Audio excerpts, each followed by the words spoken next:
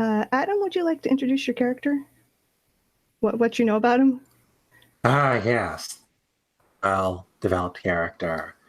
I have not given this individual a name yet. Oh no. So I guess I'll be going onto the handy name generator soon. Um, so this individual is an elf. It's definitely not both an elf and a human. Um, Stylish robes, sharp eyes, and styled hair. I'd imagine that their hair looks almost more like a single mass than like a piece of hair, almost like, could be a little bit like it's made out of plastic. Um, Okay. like it's clearly been styled right. Like no normal hair could possibly be this fantastic. Um, Like it was styled I and glued together. Yeah, essentially. I am a wizard. I am primarily optimized for figuring things out and to sneaking into places. And for flags, I have knowledgeable, charismatic, and notorious. Um, I think I'm probably here in Jawbone. I don't know if I intended to be here.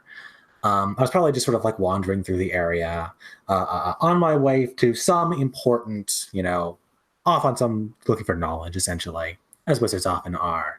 And of course, looking to achieve it in a dashing fashion. And I sort of got caught here, but I'm a chill individual. I'm fine. We'll figure out what cool stuff's in Java, I think. It's a very cool town, definitely. There's lots of has a great nightlife. There is a large university, not like, about a day's journey from here. So maybe you were either going to there or coming from there, or maybe you Sure. teach there. I don't know. Yeah, I don't think I'm native to this place, but I was probably going to there. Yeah. Okay. Yeah, you're looking for knowledge, so that would be a good place to go and get it. Yeah, the other thing about this town is that there's a factory that makes enchanted gadgets, basically. They are kind of a joke to real wizards. Oh yeah. Yeah, what about them, makes them so low quality? What? I mean, it's probably because it's fucking human magic, right? And it's not just that it's human magic; it's that it's like derivative human magic, like just some crappy, wizard school dropout came by and just like was a charlatan and convinced some rich idiot that they had magical powers, right? And this was sort of became the basis of the factory, I would imagine. Okay. Yeah, actually, magic school dropouts do work in the factory. That's like kind of where you go if you drop out of magic school. It's not the only place, but it's because it's not far, and they'll take anybody with any semblance of magical powers. Yeah. Korrin, you're also a traveler, right?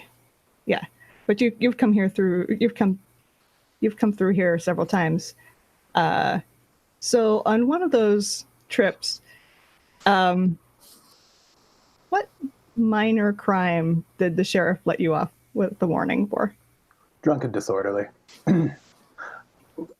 Listen, I paid for everything I broke. It was a misunderstanding. Nobody was hurt. I mean, much. No bones were broken, just some bruising. I felt really bad about it the next day. It wasn't a standard night for me. And the sheriff was very understanding. And since I was able to cover all the damages, it was decided that I didn't really need to serve jail time, which is good because that wouldn't have been fun. Yeah. But he definitely has kept an eye on me every time I've come through since. And, I like to think that I'm a beloved troublemaker.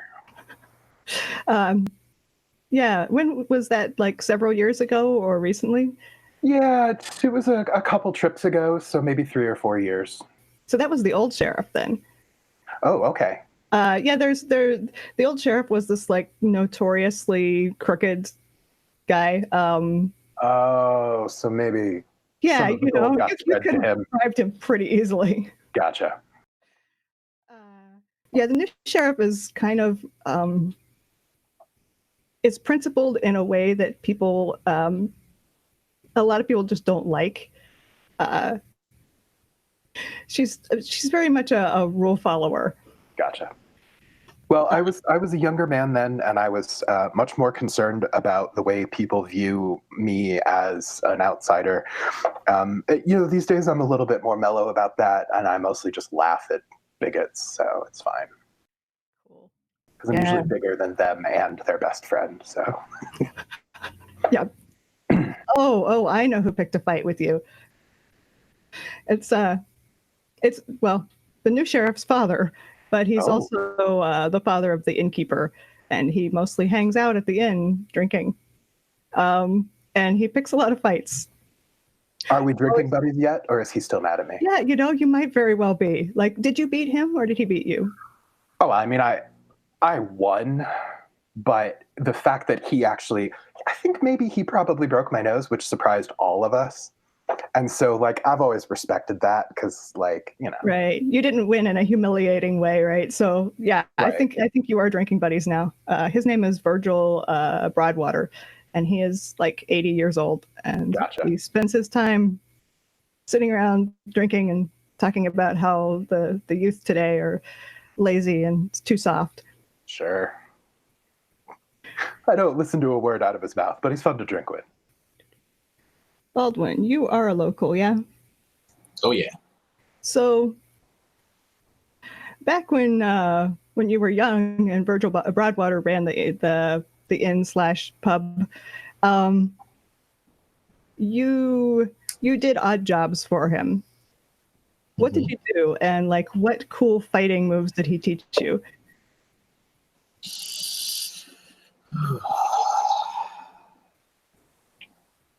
Odd jobs. So Virgil was like an adventurer, a retired adventurer, is that right? Yeah. Yeah. Okay. He like settled down with his wife and had kids, and but like taught people to fight. I reckon I would have been like the as a kid, probably like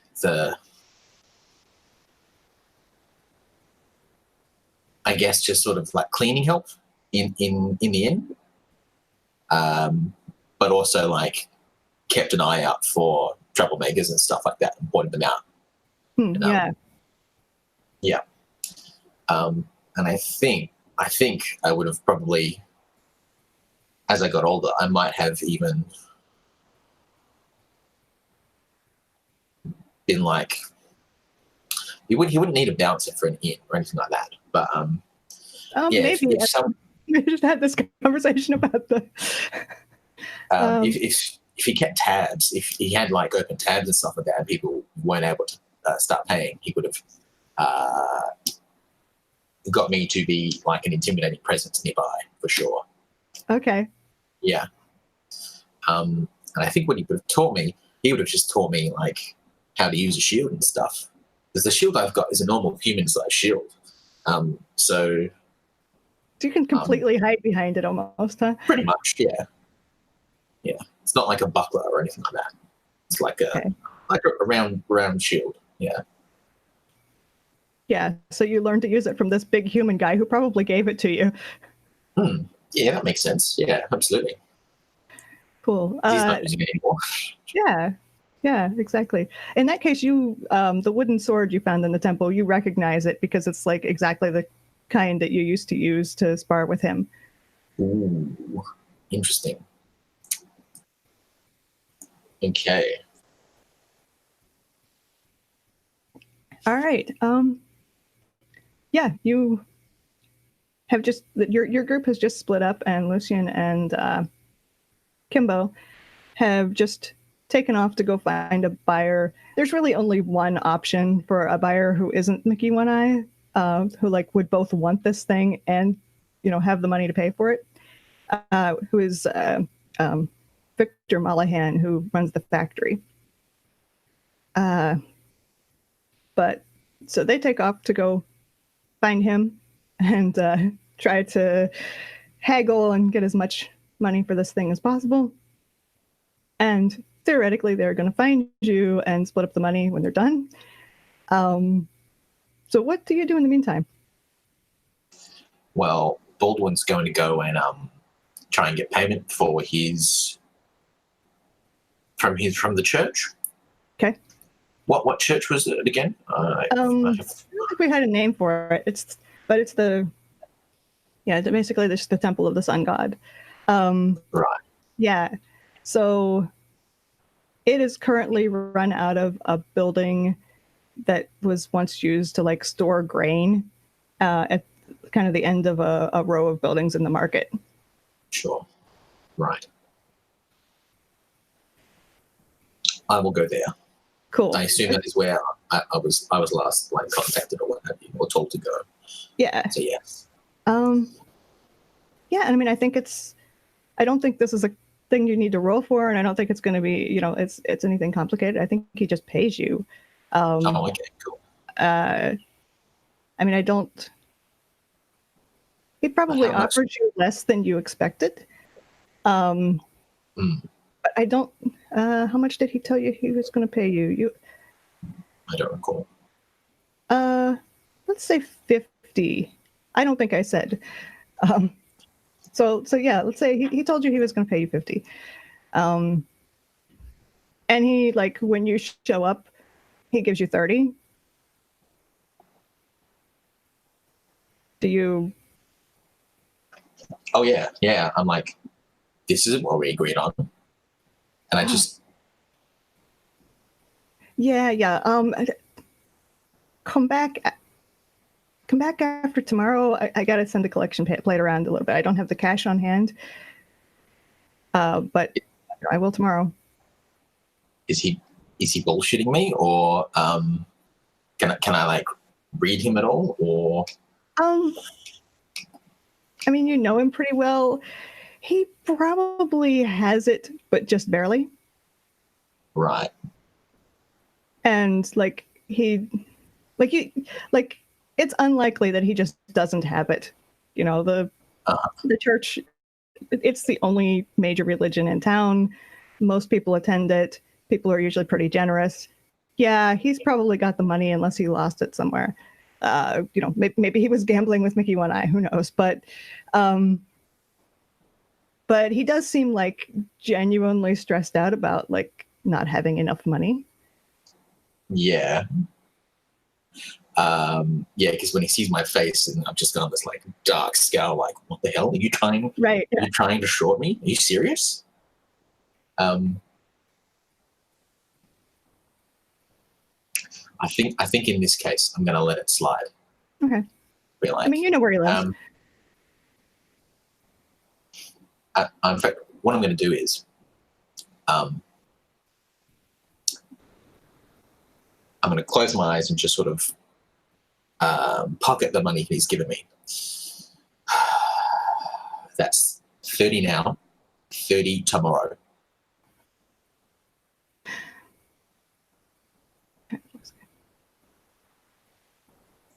Do you understand? And I'm gonna get right next to him. I'm gonna like right up into his knees and just say, "Do you understand me?" And I'm gonna put my pommel of my sword and just put it right on his kneecap. He kind of sighs, and you sure all of the ghosts are out of the temple? We cleared it out. There's nothing left. Did you find anything down there that I should know about? No. So do you know why? All right, look. Why it was haunted, I mean? There was a coffin in one of a room somewhere, right? It's a crypt, yeah. There ought to be coffins. No, there was the crypt with all the dead bodies of people that had been buried there. And then there was a coffin open as if it was being used as a mattress. Oh. So, yeah. It looks like it hadn't been slept in for quite some time. So the old priest was still alive when the whole vampire thing happened.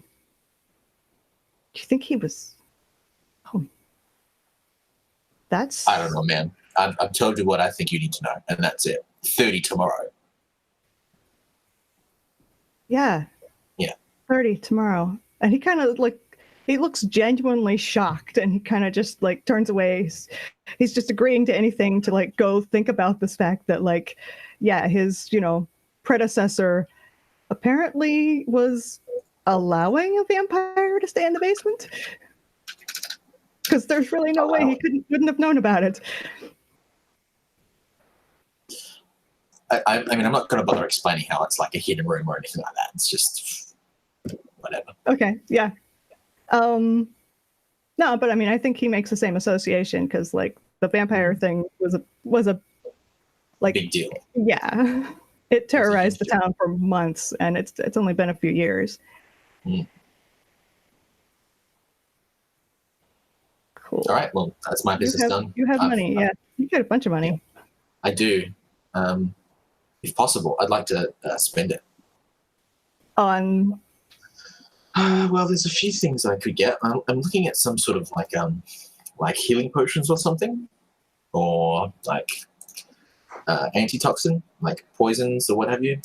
Actually, we'll save that until we progress a bit more. Okay. Yep. So yeah, so you live here in town, right? I sure do. What's your where do you live? And Oh God. Where would a underworld mercenary live on the map here? How successful an underworld mercenary are you? Well, I'm alive, and I'm pretty dangerous. So okay. I'd probably imagine as far away from the sheriff as I possibly can. Okay. In somewhere that I mean, it's not a smallish area, but I mean, look at it. I imagine off to the left of the market there, off to the west. Okay. Yeah, you're probably in this I mean, there's a lot of abandoned buildings out there. I mean, you could have an entire farm that you don't actually farm because there's just all this empty land. Yeah. That would be ideal. Yeah. Okay, yeah. Sorry, is there an abandoned smithy of some sort? An abandoned smithy? There can definitely be an abandoned smithy. Yeah, just something with enough space to maintain tools, weapons, and stuff. Yeah.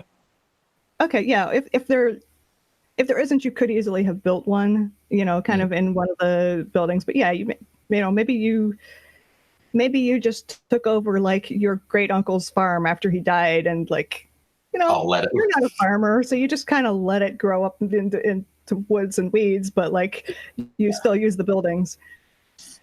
Exactly. So Korrin, what are you up to after you got a bunch of money? Carousing. Carousing, yeah. We determined 50 gold goes a pretty long way, right? Yeah, I mean, okay. It's so I could walk in, buy a round for the house, and make everybody get a good time rolling without it being a huge expenditure. Yep. Okay, then that's exactly what I've done. I mean, this is pretty much what I've been doing the whole time I've been staying here. There's not typically stuff to fight, and there's not that many people here to meet, so I'm hanging out and drinking. Okay, cool. Yeah, you've made some friends. You're staying at the Lazy Bear Inn.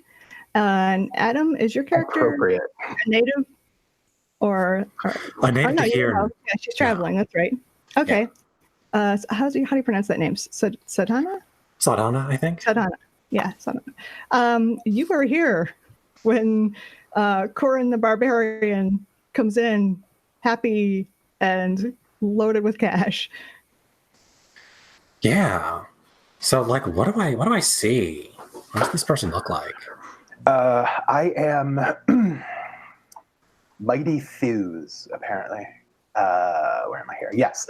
Giant dude, laughing eyes. He's covered in tribal tattoos that you may have seen a couple around. You would normally expect somebody wearing those tattoos to be covered in fur and mud.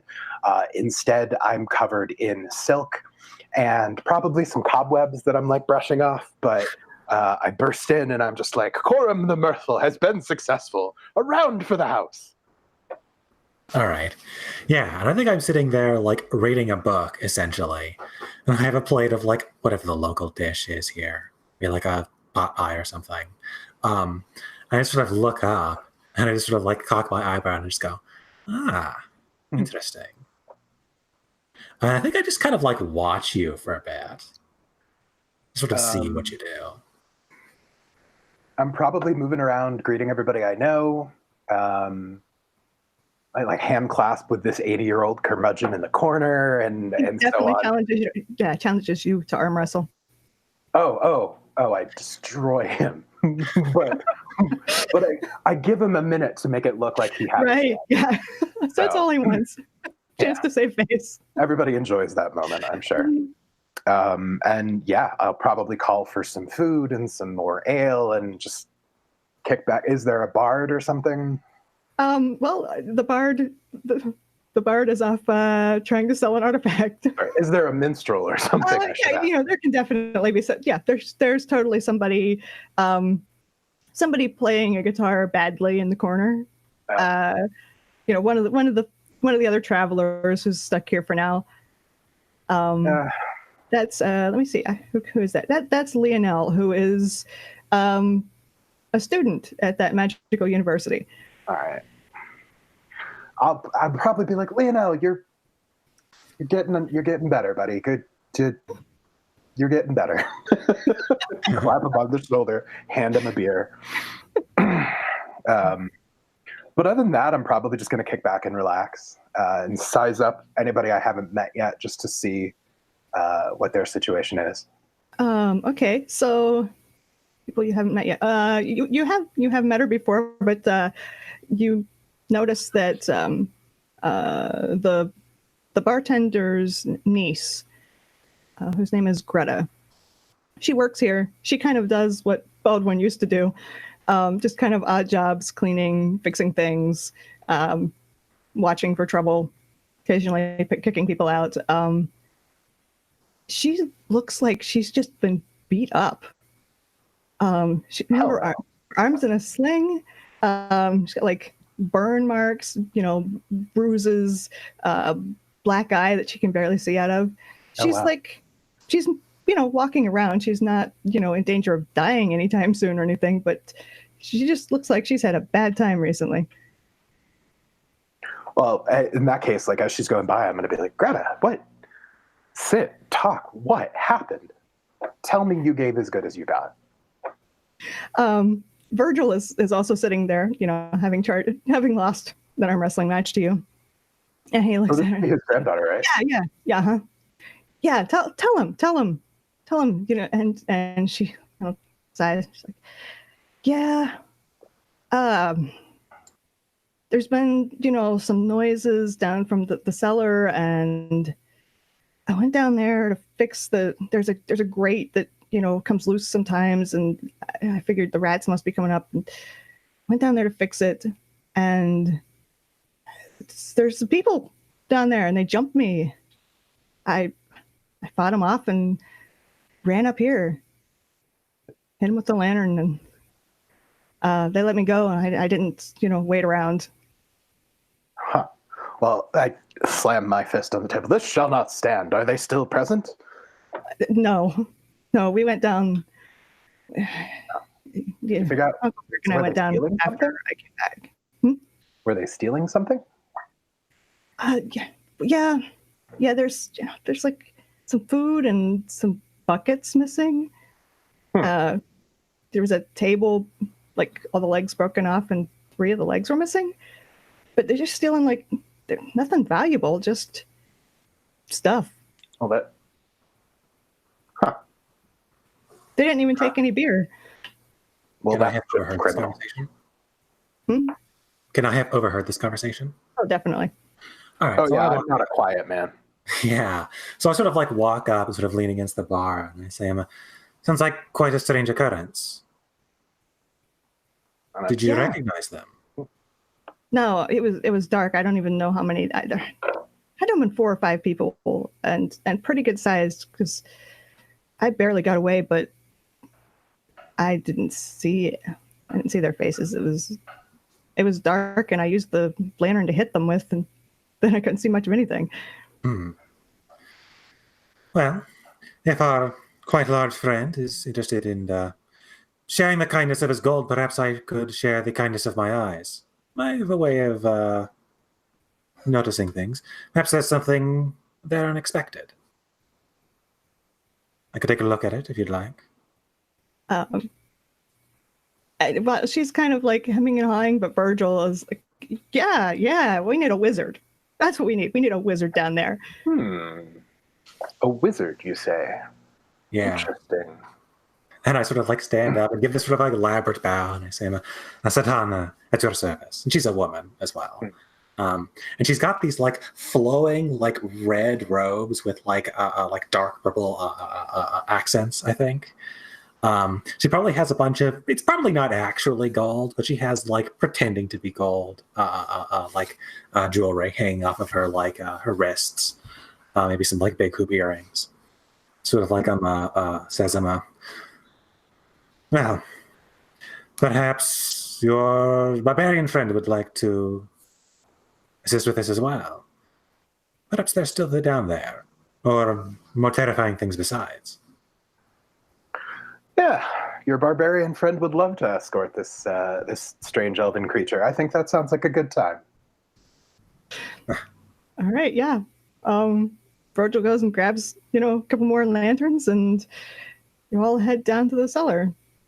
Virgil wants to go, doesn't he? Oh, yes. All right. Of course. All right, there's no stopping that. And he has a knife on him, but that's it at the moment. He says that's all he'll need. And yeah, and it's the kind of cellar that is under, a lot of buildings in town. It's there's shelves with grain and like barrels of salted pork. It's early spring, so like the stores are getting low, so the shelves are mostly bare, but there's still some food there. And there's a big scorch mark on the wall. Ah. And sure enough, there's a table with one leg. I'm guessing it's not standing up, right? No, it's been flipped over, and the one leg is like sticking up. All right. Yeah. So here I am. And there's a broken grate in the corner that like it's kind of the whole floor sort of slopes toward this corner to like collect, or so water can run down into it, and it like runs down into like a sewer. So I'm here like Mr. Incredible in a tiny car, and I'm like, okay, now I don't want to alarm anyone, but I did just kill some ghosts that were in a church that appears to have paid host to a vampire at some point in the past, and now table legs are missing, and that's never a good combination. Yeah. Kind of like table legs are a ghost thing. Vampire, wooden stake. Oh. He kind of looks at the remaining table like it's pretty good sized. Like, oh, I guess you could shave it down and make it pointy. I mean, either that or you're just going to hit somebody with it, but you don't need a table leg for that. Yeah. So I just sort of say, ghosts and vampires, huh? Sounds more interesting than I thought. And I would like to, because I'd like to cast Detect Magic. Cool. And then sort of like analyze the room. All right. So I'm guessing I still have to roll cast a spell. Detect Magic work, even though it's a cantrip right now. Yeah. So how do cantrips work? Do you just do it, or do you? I don't know. It says you automatically have them prepared, and then when you release a spell you've prepared. Okay, I guess you do roll for it then. That makes sense. Then I can just continue to all right, so I don't have access to like a roll for your party thing. Oh. I don't think. Yeah, that's because I didn't post it. All right.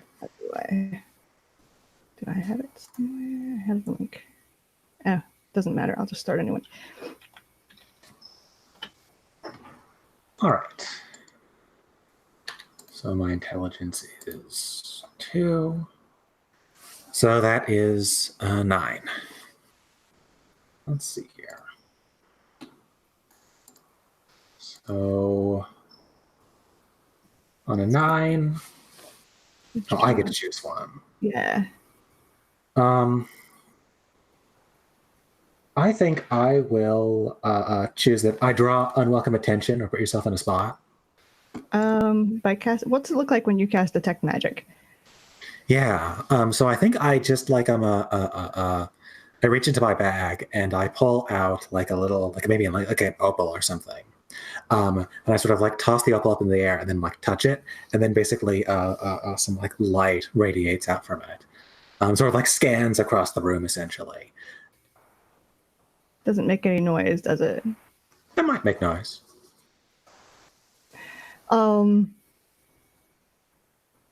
I think, yeah, the door at the top of the stairs, you left it open, and there's this gleaming light shining out of it, and you go ahead and like, so what does detect magic do? I mean, obviously it detects magic. Does it detect? Yeah. detect One of your senses is briefly attuned to magic. The GM will tell you what here is magical. So I think it'll be sight. Okay. There's nothing currently magical. There is like a sign of magic, and that's what I'm wondering. I think you would guess at it. So that scorch mark on the wall, that was made by magic. That's not from the lantern. All right. Yeah, so I just sort of like walk over to it, and my eyes are glowing this like sort of gray purple. And I sort of say, certainly not caused by the lantern. And I sort of look back over at the granddaughter and ask him, have you made any magical enemies recently? Magical enemies? No. You saying they had magic? And I sort of like gesture towards the burn mark and says, despite the strength of your arm, I don't think you're quite strong enough to create something like this. Not with that lantern of yours. Oh, but magic. No, I don't have any magical enemies. Unless, I don't know. I mean, I don't think Leonel has anything against me, and I hope I forgot her name. Miria doesn't have anything against me, and she's talking about like the 2 magic students from that college who are stuck here. Sure. I wouldn't know that, but I think you probably would have like noticed them at some point because they're staying here too. Does this look like the sort of magic like a fucking sophomore wizard could maybe cast? Maybe like one who was into fire. Yeah. This looks like the kind of spell that like is the first thing they want to learn. Yeah. Always go for the fire spells first. Right. Yeah. Right. But like you hear the door like creak the rest of the way open at the top of the stairs, and there's a man standing there who's kind of he's not very big, but there's something sort of intimidating about him. He moves like somebody who has been trained to move that way. And he comes down the stairs, and I hear you had some intruders down here. They came up from the sewer. Did you get a look at them? Who is this person saying it to? Kind of just to the room at large. All right. I sort of like look back at the granddaughter and I say, I don't know if she caught a close look at them. Probably not. It was dark. And, I don't know. There were a bunch of them. And Virgil interrupts and he's like, yeah, apparently 5 of them, big bruisers. Also apparently had magic, so I wouldn't go messing with them if I were you. But who are you, friend, who knows how they gained entrance before we'd even determined that? My name is Corvin. I work for Mr. Mollahan. So we're looking for some thieves that stole from the factory, and we thought they might have escaped into the sewers, and sounds like these. Are you sure 5 of them? Big people? You sure about that? So I'm looking for 3 people. Perhaps they picked up friends. Seems like a strange place to pick up friends, but all right, sure. Any of you see anybody coming out of the sewers, you let me know, right? Of course. We'll bring you back whatever pathetic trinkets your factory managed to produce. And he just does not take the bait. He nods and leaves. I'm going to turn to Virgil and be like, is that a friend of yours? Brent, no. No, that's not a friend. He's one of Mullahan's, I don't know. He's Weasley little guy, isn't he? Wouldn't trust him as far as I could throw him.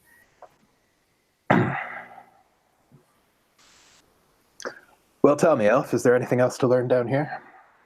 It's a very good question. We could analyze it in a more mundane fashion.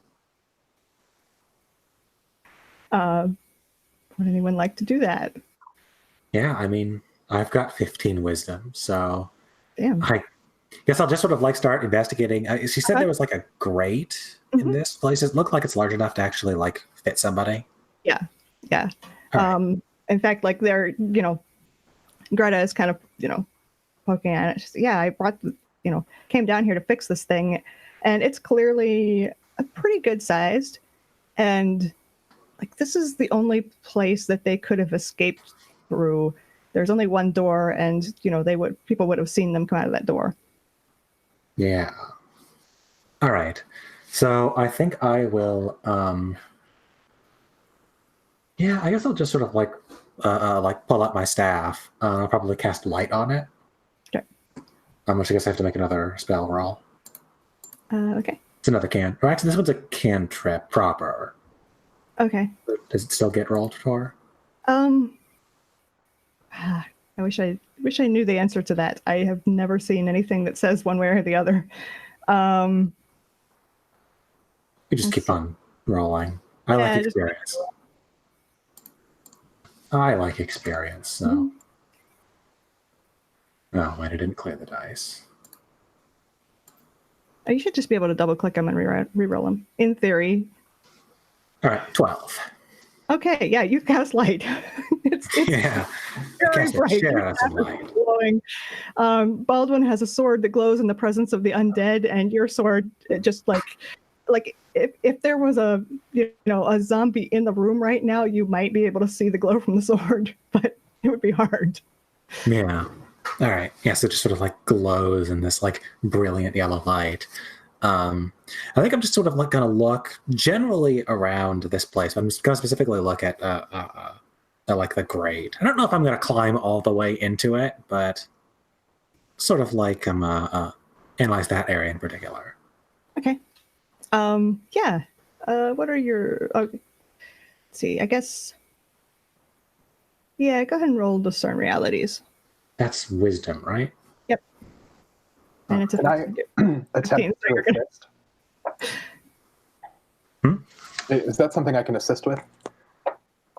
That's a very good question. Absolutely. Awesome.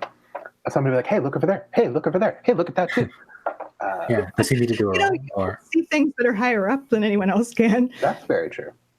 yeah. So did I just get like a +1 to that, or is that is a roll? My aid roll is a 9, so in theory, I benefit you. All right. And that's a +1 then? Mm-hmm. All right, so I get a total of a 9 then.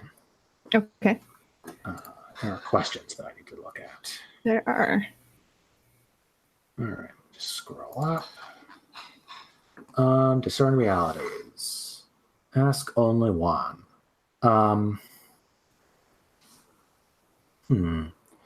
Let's say, I guess, what happened here recently? What happened here recently? Okay, yeah. And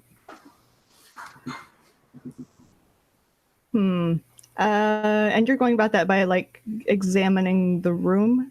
By examining specifically the exit. Great. Okay. Yeah, the grate. And anything that's a bit beyond it. Okay.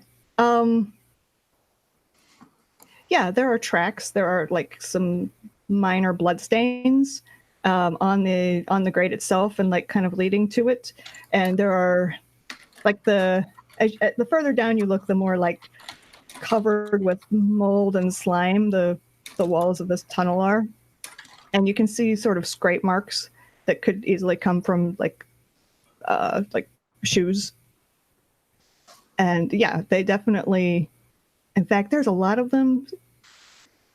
So I don't know if you know exactly, like can like pick them apart, but there are definitely like smaller scrape marks and larger scrape marks. And it looks like they not only escaped that way, they came up through here, grabbed whatever they were going to get, and then like went back down. Entered and left through the entrance. I turned back to Korrin. And I say, what do you think? Think they're still down there somewhere? I have a quick question. I know in other games it doesn't help to just stack up perception checks, but since these are specific questions, can I also try to discern? Sure, if you do it in a different way. Yeah, well, I'm gonna staring at the grate. Yeah, I'm gonna be looking around.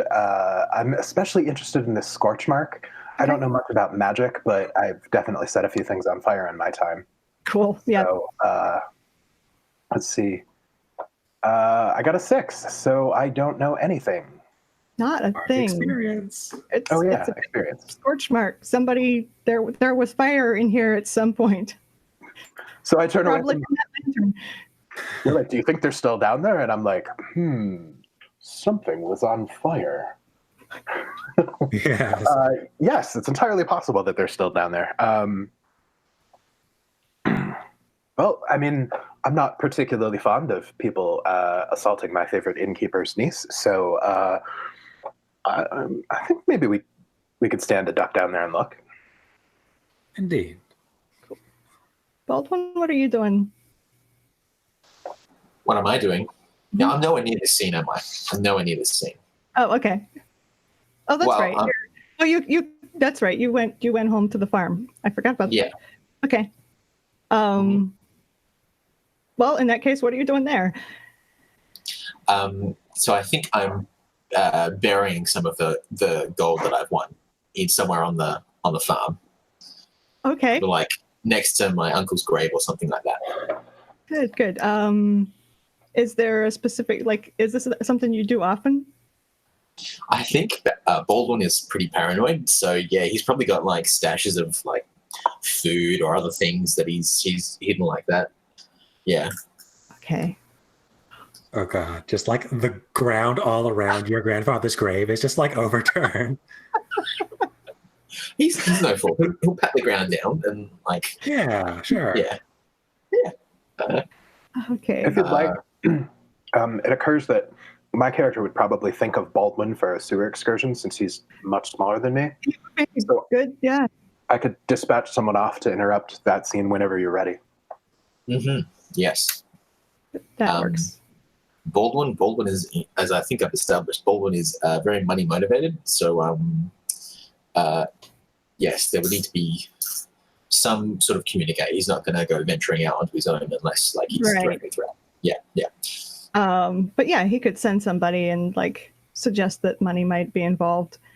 Do you explicitly state that like there's money involved, Korrin, or? No, because I'm thinking about this in terms of discount at the inn. Okay. Or maybe not even. Like, I'm in it for the glory. But I'm sending somebody out to Baldwin like, hey, there's some shenanigans. If he mentions Virgil, then that might be... Oh, that's right. Virgil, yeah, you've worked for Virgil. Okay. Virgil will know me as well, and yeah. Oh, yeah. Well, yeah. Then I'll just be like, yeah, hey, somebody roughed up Greta, and we're going to investigate it when you come along.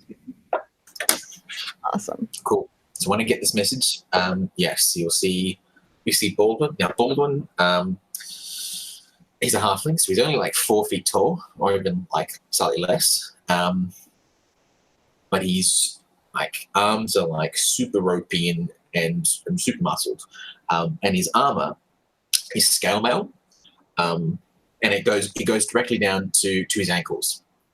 It's essentially a human-sized shirt of scale mail that he's just put on himself and is sort of like had to modify in bits and pieces. And the shield is definitely oversized as well. But the sword is technically like a short sword, and like it's clearly nicer than all the other stuff that he has. And that's just sort of strapped around his waist, essentially. Yeah. Yeah. Baldwin is loaded for bear and shows up at this tavern, ready for a fight. Yeah. I think I just sort of like look down at him and I say, well, you're certainly not to be fucked with, are you? And so Baldwin will just like look up at you and say, no. What's the situation? What's going on? Apparently a collection of individuals, perhaps 5 ruffians, with some amount of magic, though. This is perhaps student kind of things. Injured Greta, that was her name, yes. And then made off down into the sewers. They stole some table legs, perhaps to hunt vampires? Hard to say.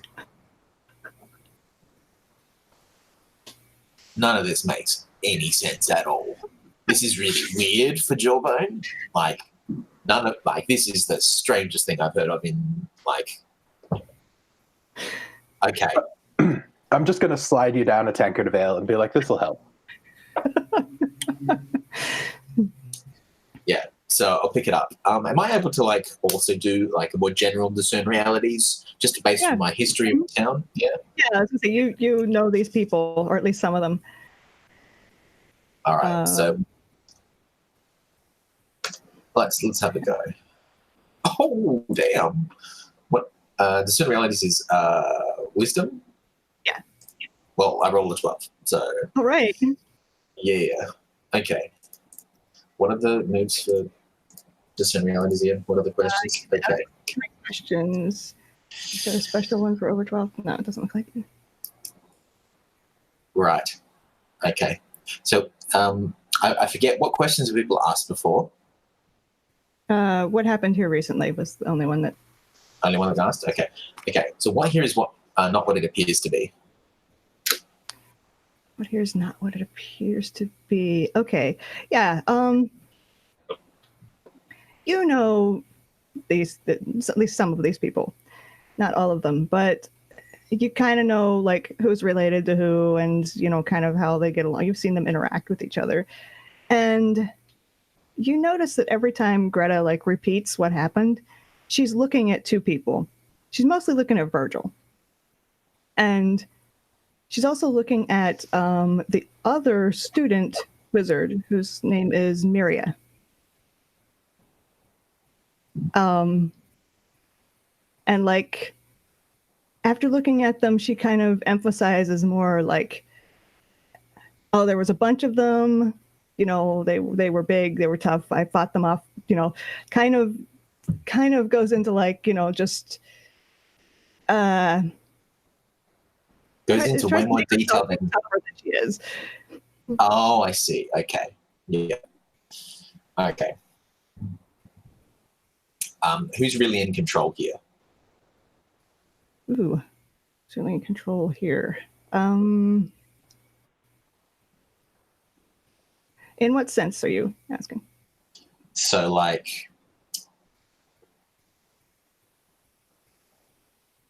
so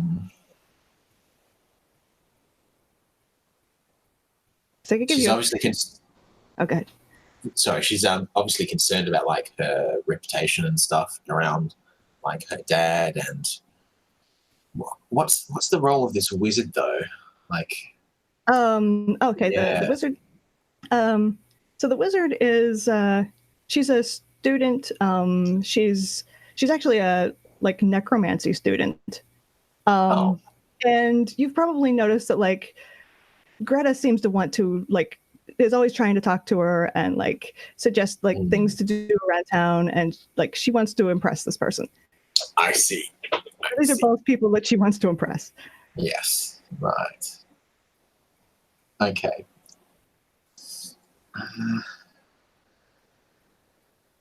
What should I be on the lookout for? I mean,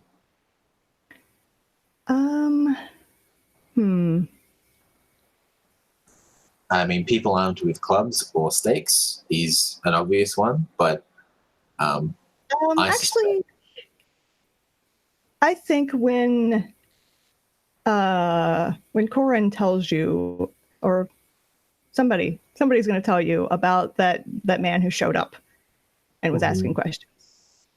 Yeah, I was going to add that. You should be on the lookout for him. There's interesting. Yes, right. Oh, cool. Okay, great. But you probably know his name. I do. I totally know his name. You would know his name. His name is Corvin, and he works for Malahan. As far as you can tell, not actually at the factory, but like as a servant / bodyguard or something. Is he like an enforcer, basically? Yeah, kind of. That would be a good term for it. So he's like the right hand. Rarely see Victor without Corvin. You frequently see Corvin without Victor. Usually intimidating people, but in a kind of quiet way. You've never seen him like threaten violence up or directly threaten violence, but you know, there's always this sort of suggestions and hints that like something bad could happen to you. Yeah, very subtle, lots of sinister air. Yeah, cool. Yeah, I'm terrified of that guy. I think he's one of the only people in the entire town that I am actually terrified of. So, okay, right. Well, it's this is a weird situation that we're in, isn't it, Korrin? Like, are we just gonna go in the sewer and try and beat up some random people? I mean, I don't know if I'm going to fit down there, but I'm always for beating up random people.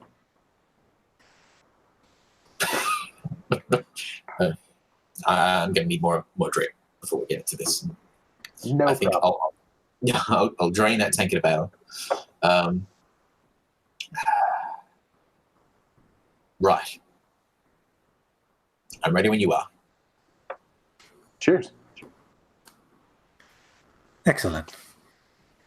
Am I going to fit through that grate? Yeah, it's a tight fit, but you can fit through the gate. You know, you can like pull the grate aside and like fit through the tunnel. You're gonna get some like sludge or mold or whatever this hell stuff is all over you, but have I been in these sewers before? You may very well have. The thing about the sewers here is like they were built when this town was much bigger and more prosperous. So only some of it is actually still used as the sewer, and a lot of it is just like these old, partially caved in tunnels. And like you grew up here, this is like a pretty common thing for kids to dare each other to like go tag the tunnel walls. Absolutely. Okay. Well, Korrin will go in first. I'm sorry, Baldwin will go in first, and we'll take a lantern if someone's offering one, and just sort of hold it out and see what's what. Yeah, I mean, I'll light something up for you if you prefer. Yeah, something magical. Okay, cool. Sure. Like, what item do you want to be fucking glowing? My shield. Now you have a glowing. Well, your sword is not currently glowing, which is important to know. Yeah, absolutely. All right. I think that's a 9 then. Okay. 9 on my light cantrip. Yeah. So what's your choice? I don't know. I guess I'll probably choose to I'll just forget it. How about? Okay. Is that a thing that I can do with a cantrip? Sure. Let's say you could definitely do that with a cantrip. We'll figure it out for session 3. Relearn it the next time you do whatever it is you do to prepare spells. But for now, yeah, you can forget it. All right. Yes, I can't use light again. Okay. But it's very glowy. Shield's very glowy. Okay. Yeah, What could go wrong? it's lit up like daylight. Yeah. Great. So the three of you are standing in a sewer. Yay. Yeah, we did it. I think Korrin probably has to duck a little bit. Like he could stand upright, but then the top of his head would brush this disgusting ceiling. So probably not a great idea. It's pretty narrow. Like two of you could walk side by side, but that would put like each person's, one of each person's feet in the water in the middle. The water is just like a little trickle though. And like if you're careful, you can stay out of it. And you see again, like you see scrape marks where like these other people were like slide marks, I guess, where someone else has been trying to do the same thing, like trying to stay out of this disgusting water. Sure. And I think unless somebody like tried to do otherwise, I think I may put myself right in the middle of the R2 fighters, just so I could have steel on either side of me. I'm too delicate and pretty to deal with all of this stabby business. I'm definitely in the back because nobody would be able to see around me anyway. Good point. Yeah. All right. Yeah, So that leaves you in front, Baldwin. Which is good because you maybe don't know your way around the sewers exactly, but at least you kind of have been in this sewer system. Yeah.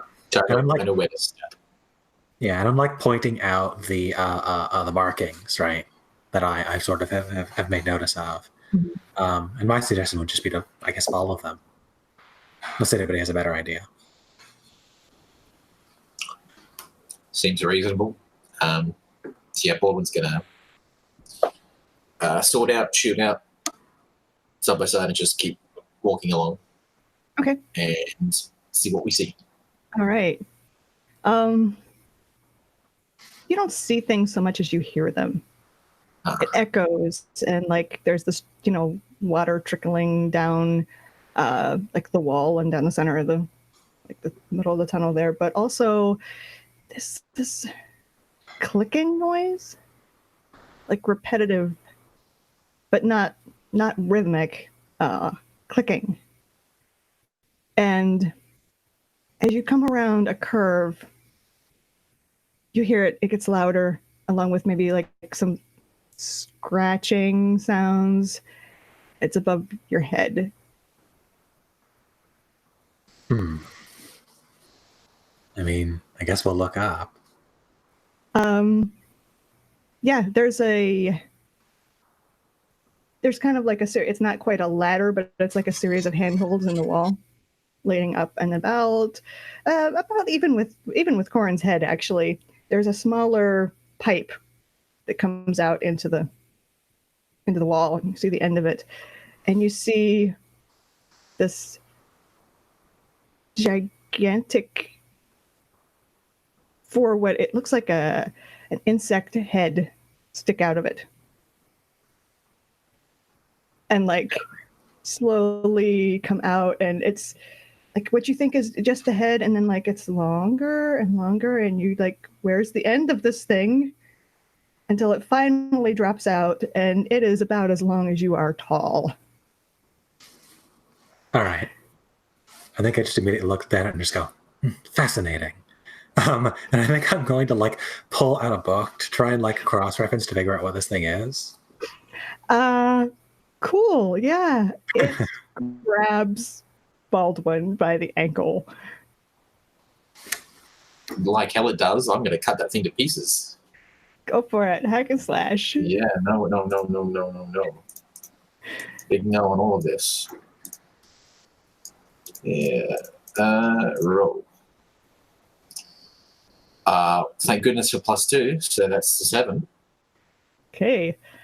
Yeah, go ahead and do your damage. Gosh, what is my damage? Where's my fighter sheet? What damage do I do? D10. Okay. I thought I did 10 damage. Oh, yeah, that's a 10. Okay. That is a solid 10. All right. Yeah, you just like take a swipe at it, and at the same time, it like chomps down with its big, mandibles on your leg. And like it gets kind of underneath your scale armor, which comes down to your ankles, but like kind of gets up under it. See, it's just that one point. Yeah, right. And you like just slam your sword down, take its head right off, but its head is still like attached to your leg.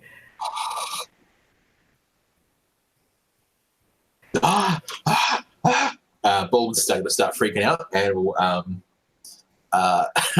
we'll just have to just sort of, I think. So what's freaking out? What are you doing freaking out? What am I freaking out? I mean, like, what are you doing? Oh, I'm like flailing around. Running I'm not running. I'm not running away. I'm just sort of going to try and fall on the ground and kick it out with my other leg. Right. Yeah. Yeah, you like fall down on the slippery ground, and you're like kicking at it and like kind of rolling around trying to get it. And, like you go right through the stream of water, which like washes over you, and you don't even care because like you have this giant bug attached to your leg. And like finally it comes loose and falls down, and it like takes a chunk of not a big chunk of flesh, but enough like it hurts, and there's like blood running down your leg, and it's just like this was not what you signed up for. How much do I take? 5 minutes into this. Roll a d6. A d6. I rolled 1. Okay. I think you probably have 1 armor, right? Is this piercing damage, or I have 3 armor, actually? 3 armor. Yeah. Yeah, I think that, like, is it piercing? That's a good question. I don't think it is. I don't think it is. So I think that, like, it's purely a superficial wound, and, like, it couldn't really get in there. Couldn't do too much, yeah. Yeah. Cool. Which is good. The other thing was, roll plus con. Oh, great. That's bad. That's a 5. Okay. Very, very bad. You kind of like your leg is going a little bit numb. Like, oh, shit. These things are poisonous. Damn it! And like, then it's not like that's all. You're kind of like maybe you even imagined the numbness, and then you realize that this sewer water has been like washing over the wounds. Yeah. Mark is the sick ability. Sure. That's con. Okay. So what does that mean again? Just to clarify. It's a -1 ongoing to con until you like do something about it. Sure. That is no actually, worries. actually, this is a custom move here that I should just put in the thing so I can. There it is. Yeah. Oh, that's interesting. Okay. Arrange this. Where did I rearrange this?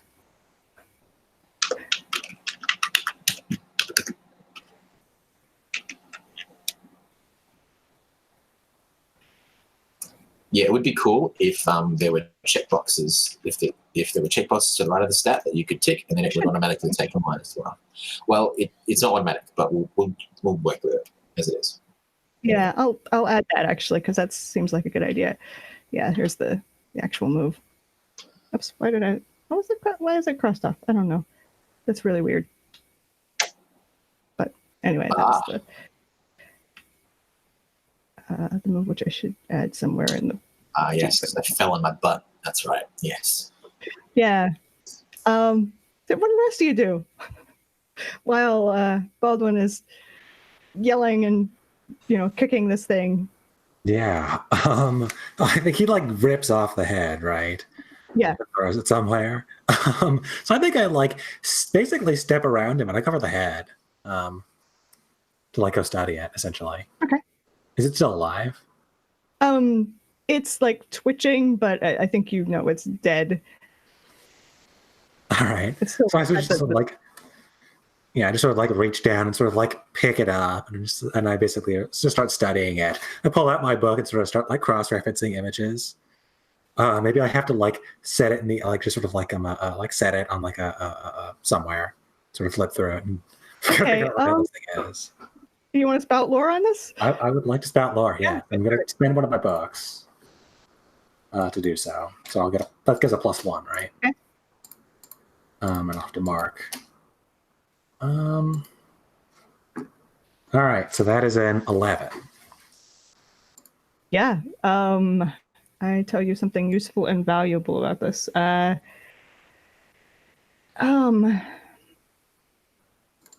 This is a giant scorpion. It is venomous.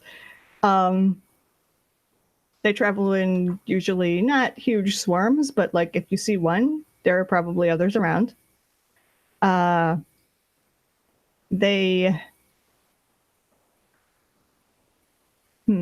They don't really like light. It's kind of unusual that this one, like, since you have a light source, came out to grab somebody. It must have been really hungry. And if given the chance, it will like grab somebody and drag them off to some dark hole where it can poison them and slowly eat them. Lovely. Yeah. Yeah. All right. So I just sort of look down and go, huh, fascinating. I believe that there's going to be more of them soon. I sort of like look down at our fighter friend and I'm like, are you all right? Well, I'm fine. And I'll give up. Yeah, I think I'll probably just like reach into my pocket and just like throw you. I think I have some antivenom, right? Oh, cool. Or antitoxin. Yeah, I think you did write that down somewhere. Awesome. All right, so I'll hand you some antitoxin. Excellent. And I sort of say, these things usually travel in packs. There will probably be more. Strange that it would attack us, given the light. Usually don't like it very much.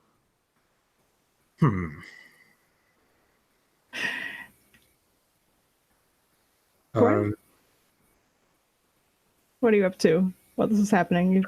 You're standing back. You witnessed like this thing. So this kind of all happens in front of me, and I'm just looking around like, what? And while like he seems to be okay-ish, and while they're getting it sorted out, I'm gonna carefully look down the tunnel that it came out of to make sure that it was alone. Go ahead and roll discern realities. Oh dear. Would be this.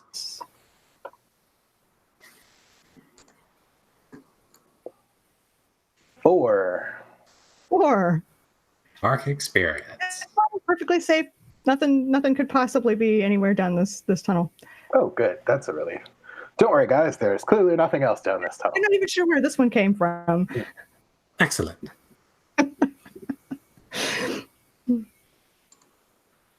Go ahead. Are those common in Jawbone? I'm asking.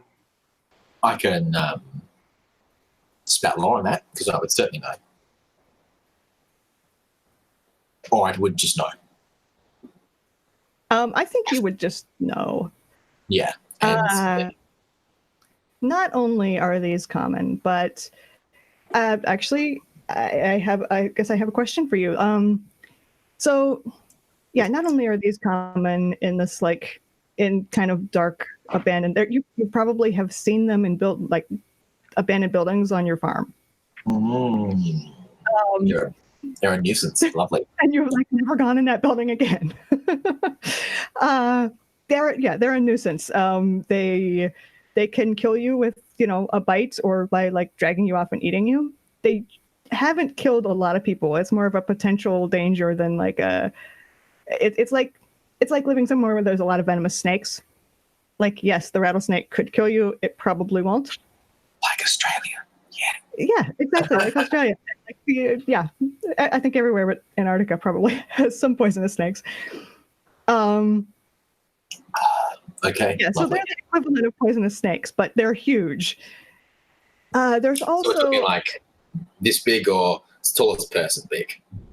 like at least as long as you are tall. Okay. So like 4 feet and not 4 feet like a snake is 4 feet long, which is like that's not a big snake. It's kind of a long skinny one. But like not a scorpion. Wrong thing. Centipede, 4 feet long. Yeah. All right. Okay, so with the centipedes. Yeah. The other thing is that there are a lot of animals in Jawbone and around it that should not be here. Like that just don't belong in this climate. There's like they shouldn't, some of them shouldn't even be in like this continent. These are like but they are. There are monkeys, in the hills outside of town. There are definitely alligators in the sewer. Oh, lovely. Yeah, great. Just question for you. Yeah. What is the biggest, most dangerous of these animals that don't belong here? Oh, wow.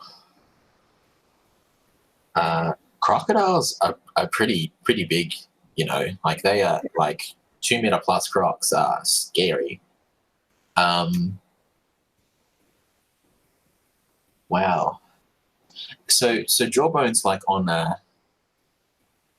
in the water as well, isn't it? It's on like the side of a lake, yeah, in this kind of big bowl-shaped valley in the middle of the mountains in like a cold area. Like there should not be crocodiles or alligators here, but there are. But there's not like any water trade though, really, is there? It's all from the mountains. There's a river, but it's like cold rapids. It's not something you'd expect to see any kind of reptile in. Wow. For the things that don't belong. And where are we positioned on like in the geography scale? We like northern sort of temperate climate or like cold temperate? Yeah.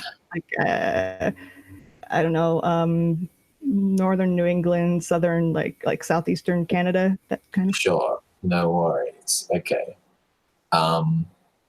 You see polar bears occasionally. Okay.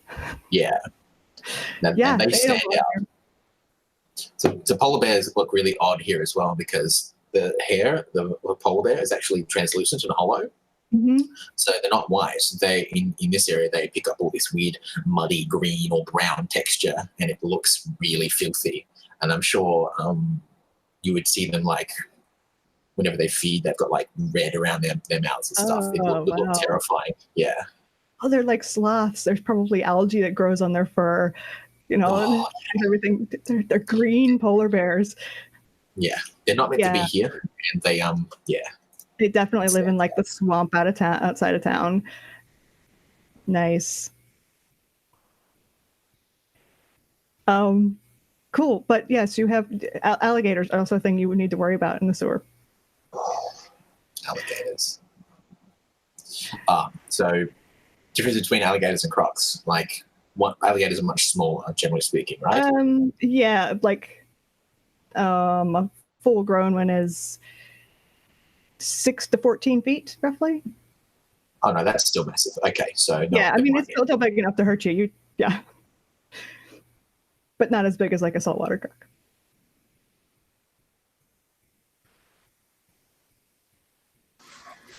All right, so I mean, we're just gonna continue on then. Sure. Yep. Okay. Yeah, Baldwin will pick himself up and try and not slide around too much and just walk on. I will get back in the middle.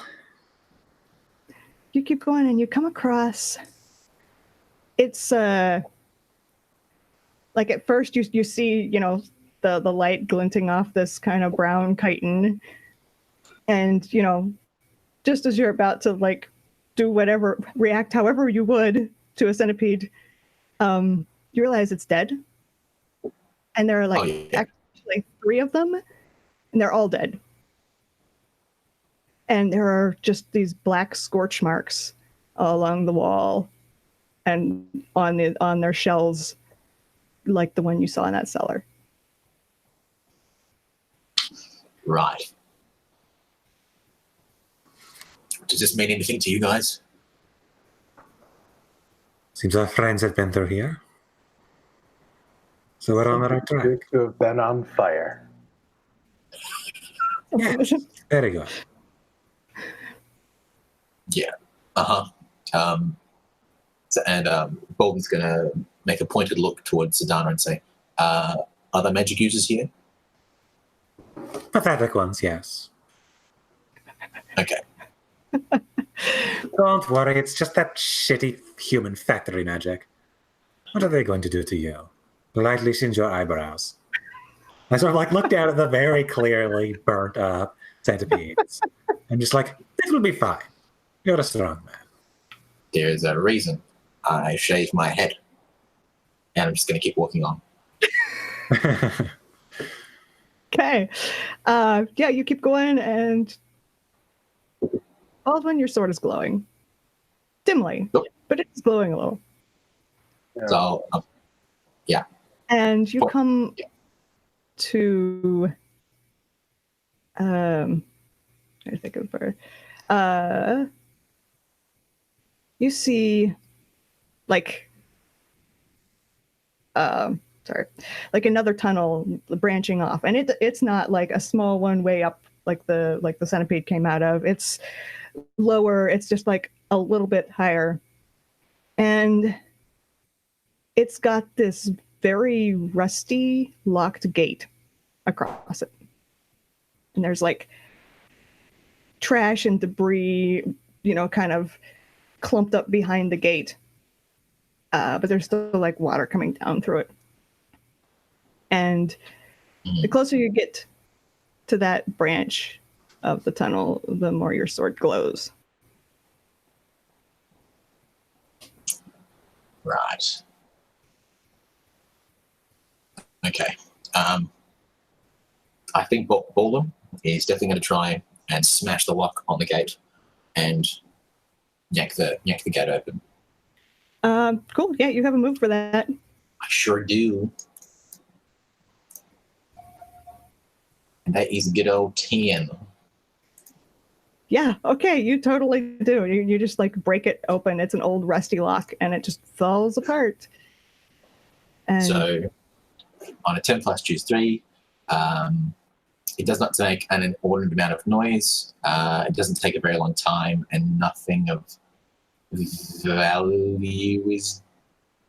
No, I won't choose that one. I will choose... You can fix the king again without a lot of effort. So okay, so you don't break the lock apart. You just like maybe wedge your sword into hilt into it and like lever it open. Then okay, it's like one link in the chains that are holding it in, so you could reclose it if necessary. Yeah. All right. And this gate, like, it's old and rusty, but it like squeals open. I guess it doesn't make an inordinate amount of noise. Okay, so it squeals open quietly. It probably sounds loud because, like, you're not hearing much else right now.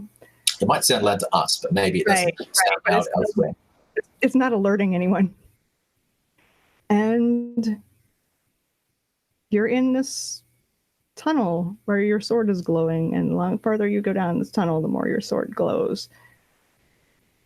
What are the other two doing? I don't think I'm doing anything in particular. Just sort of like keeping an eye on the tracks. Are we still following, like, the marks, I'd imagine? You don't see any marks in this, like, right here. All right. So maybe I'll ask Baldwin. I say, What is the significance of the glowing sword? The sword is it glows in the presence of the undead. Ah. And I've heard things about vampires. Well, I don't know if you spoke with Korrin much before, but we recently just cleared out the temple on the edge of the city behind the cemetery, and there was a whole bunch of undead in there. So maybe it's vampires. I mean, it shouldn't be vampires though, because there was one coffin used by what appeared to be a vampire, but it was only one, right? Yeah. But I just want to say, if it is vampires, I totally called it.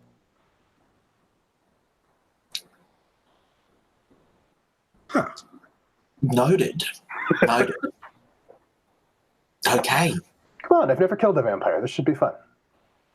Yeah, I just sort of like look down at my staff and I say, well, if we need a stake, so one of you can always break it. They're cheap. I can find another. What did you break?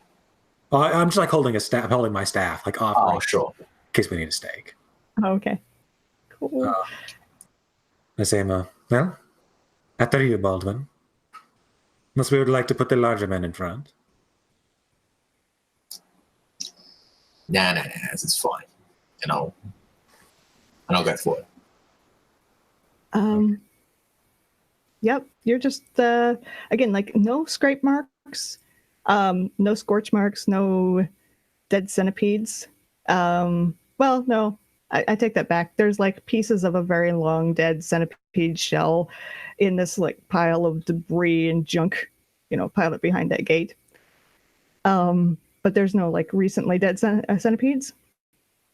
And you're walking along, and it's like previously you've seen a lot of, like past pretty regularly, like where there are grates above you and you can like see the light coming down, and if there's any dirt at the bottom that hasn't been washed away, a lot of times there's like grass trying to grow in that. You walk a long way in this tunnel without seeing any of those. All you see is, again, like little small pipes, coming in at an angle, but not even many of those. And the like parts of the ceiling have collapsed here. Like this part of the sewer is not maintained, and it doesn't even seem to be used as a sewer. Like there is a little bit of water. It doesn't smell like sewage. It just smells like, stagnant water. Can I sort of figure out what direction we're traveling? Like north, east, west, south, northeast? Trying to think if I should even make you roll something. Yeah, probably. You've been traveling long enough. You might have gotten turned around. Well, I guess it's discern. Oh. It's discern realities with a very specific question. Yeah, I guess so. It could be spot lore, because like knowledge of. Yeah, that's what I'd be banking on, like my accumulated knowledge of the town. I know that we're going this way. All right. Well, that is an unfortunate 6. No, you don't know where this is. Like, yeah, we left the inn, and I think going east, but then, you got turned around. When you ran across that centipede, it just kind of knocked the memory of which turns you had taken before that out of your head. You had other things to think about. But again, it's a long tunnel. It's getting a little, narrower and lower as you go. And while you're looking around trying to figure out where the hell is this? Something gooey drips down, and drips onto your shoulder and runs down and runs under your arm. And as you look up, you see a lot more of it coming down. very slowly oozing down. Oozing, hey? Oozing? Oozing. Yeah, right. I'm going to try and avoid that and sort of just back up a little bit. Yeah, go ahead and let's see. Mm-hmm. I'll make you roll. Yeah, go ahead and roll Defy Danger Dex, I guess. 7. Yeah, you get out of the way, but like in the process of backpedaling in a hurry, your feet like hit a slippery part, and you just kind of like you get out of the way by falling out of the way. And All right.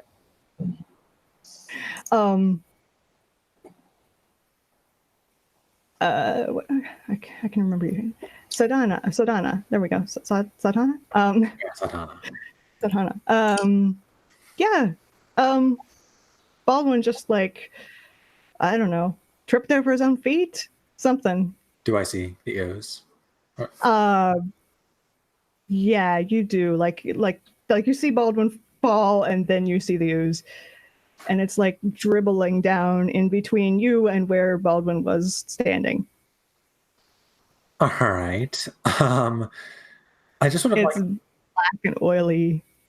Yeah, I think I just sort of like look down, and then like I look down at Baldwin, and then sort of look back up at the ooze. Is there room for me to like sidestep for Korrin to like move forward?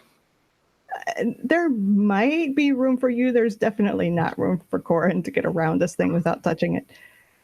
All right. Yeah. So I think I guess I'll just like study it. I guess I just sort of like look over it, and I am I guess I'll try and figure out what the significance of it is. Pull out another book. I'll take the book that I had originally, and I'll just throw it away.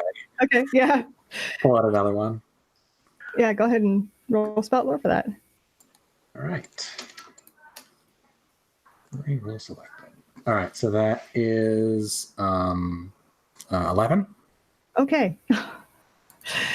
Yeah, this is a like living slime creature.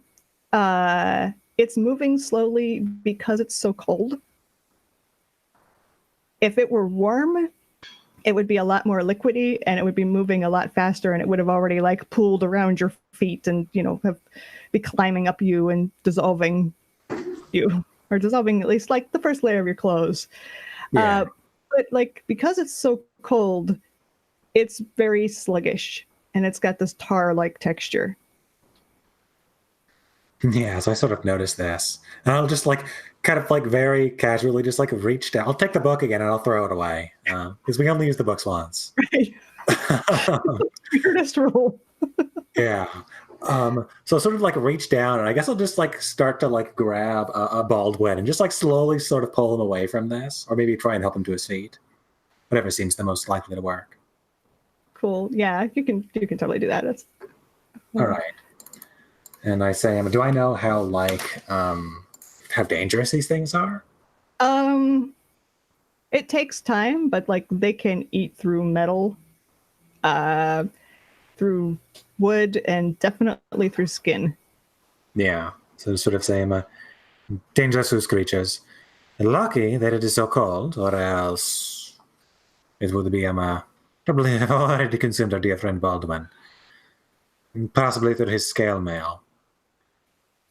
Do we have any idea of how to proceed past this? Is it actually? Sorry. I was going to say, can I hit it with a sword? Because that's pretty much my forte. I mean, you can. It probably will damage your sword. Yeah, I like my sword, though. Yeah, that's what I was thinking. Is it flammable? You can find out. I mean... Be careful, though. If we warm it up, it will become faster. Oh, well, that's not ideal, then. You'd have to burn it faster than it, like, warms up and starts moving faster. It would be a competition between the fire and the slime creature. Yeah, unfortunately, I guess I could just throw a magic missile at it. That's a thing I could do. All right, so I'll just sort of like raise my hand. Maybe I'll pull out like a pair of sapphires and just like toss them into the air and try and cast magic missile. Cool. Right. All right. So I can continue, as long as I don't fail, I can continue to use the spells I've prepared. Yeah, you don't have spell slots. It's just keep All them right, until you- 9.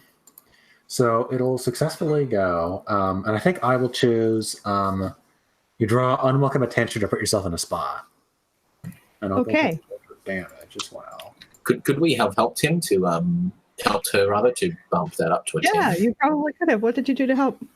Oh, I've been shining my light from the shield and the sword as well all over the thing Okay. to try and She's got a really good view of it. She knows exactly where to the most vulnerable spot. Yeah, go ahead and roll to Alright. help.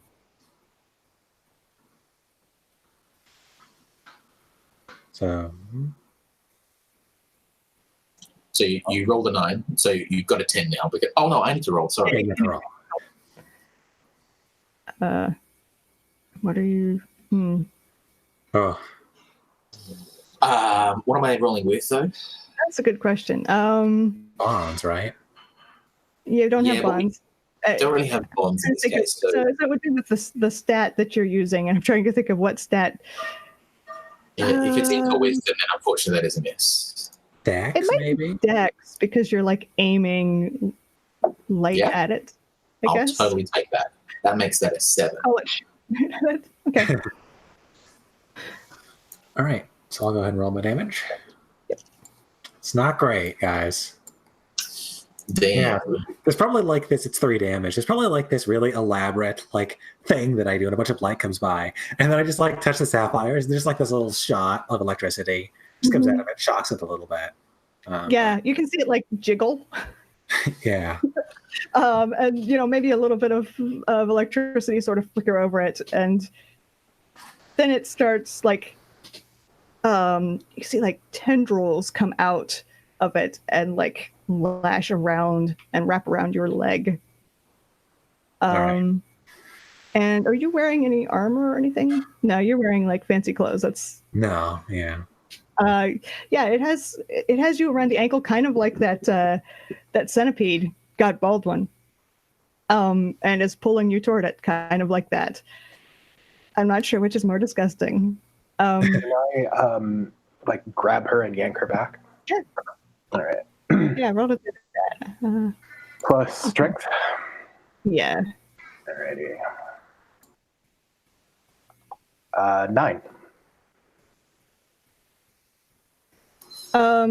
Cool. Yeah, you can do that, but it's going to get either you or her. You can get me. Okay. Yeah, as you reach for like another, tendril or tentacle of this just comes out and like whips around your arm as you're reaching for her. And roll a d10.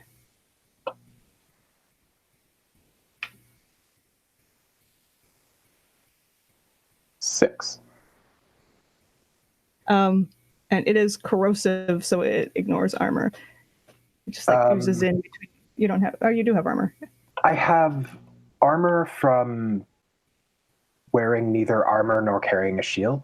I don't know. Oh, if that okay. Yeah, there's really not any cracks in your armor to ooze through. It does burn your skin, but yeah, I would. Yeah, go ahead and take the one off there. Okay. Then. Yeah, this hurts. It's like being burned by fire or acid or something. It's extremely painful, but you do manage to get Sadhana, whose name I will remember one of these days, out of the way, and you manage to free yourself from it too. Okay. And you are like standing there, and there's this big blob of now quickly moving black tar substance. I think I'm probably going to grab Baldwin and just back away quickly. It's a good idea. Yeah. Yeah, and as we're going, just be like, sorry, folks, let me just get you out of the way real quick here. Okay. Yeah, you can do that. You don't need. I don't think you need to roll for that, unless Baldwin's like right there next to it. No, I think Baldwin's also backing away. Okay.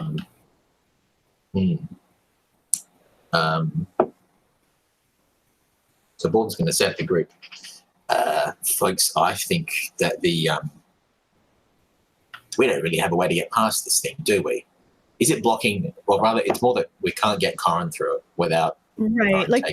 I mean, Korrin could go through it, but that would involve like walking through, literally through it. Yeah. And I mean, at this point, like, I don't think any of you could get by it without touching it at all.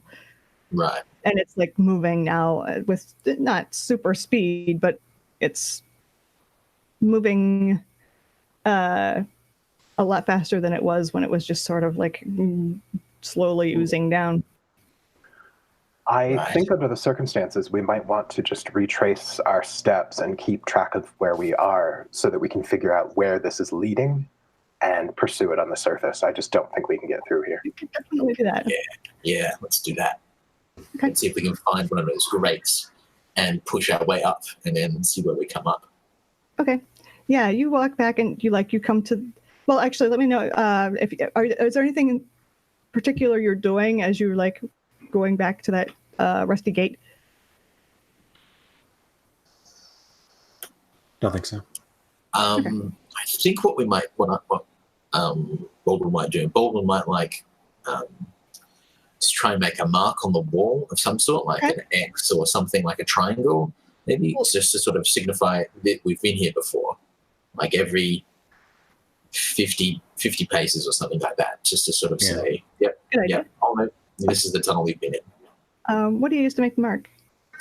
The pommel of my sword, or even the tip of my sword. I'll just scratch it into the... Okay. Yeah. Yeah, that's a good idea. And you can definitely do that. And you make it back. And as you're walking out, your sword glows less and less, which is pretty obvious to you since you're like holding it in front of yourself. And yeah, you make it back. There's that rusty gate. Do you lock it, or do you just like leave it open? I think We should probably lock it. we'll relock it. Yeah. Okay. Yeah. Yeah, you do that. That would possibly have had consequences for someone. Who knows? Maybe not. Yeah, and you are now outside of that tunnel that had the weird tar creature in it, All right. So which could totally ooze through the gate, by the way. But it's not that. It didn't follow you. Yeah. So do we get to surface then? Is that the plan? What we need to find one of the grates that you often see them like as tunnels leading down with grates on top and on the surface. We need to find one of those and sort of make our way up as quickly as we can, then follow the direction of the tunnel itself. Yeah, you can find one of those pretty easily. You come out of one, and you, Baldwin, immediately know where you are because you look up and there's a water tower right above you. And you know that like that's kind of the public works building, the water tower. Across the street is the sheriff's office. You're like kind of right in the middle of town. Interesting. You didn't travel that far, apparently. Not Go ahead. Which direction would we be heading if we wanted to go back towards the ooze? I'm going to hazard a guess and say that it'll be east towards the factory. If you wanted to go toward the ooze, south. Towards the old temple? Yeah. Oh, son of a bitch. You guys, it might actually be vampires. No.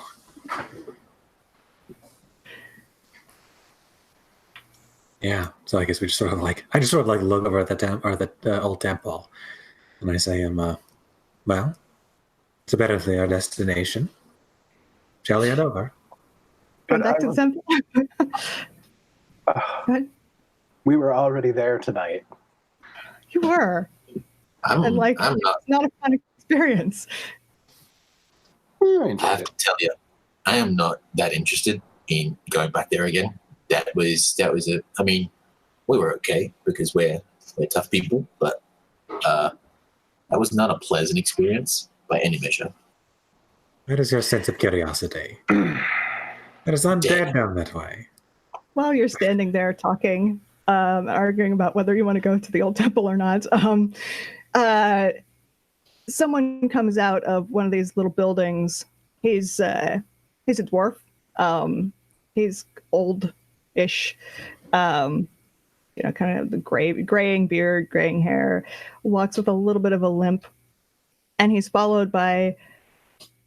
So, this town, there's a lot of very large dogs in this town. They're bred to like pull carts and sleds and stuff. But this dog is the biggest one you've seen here.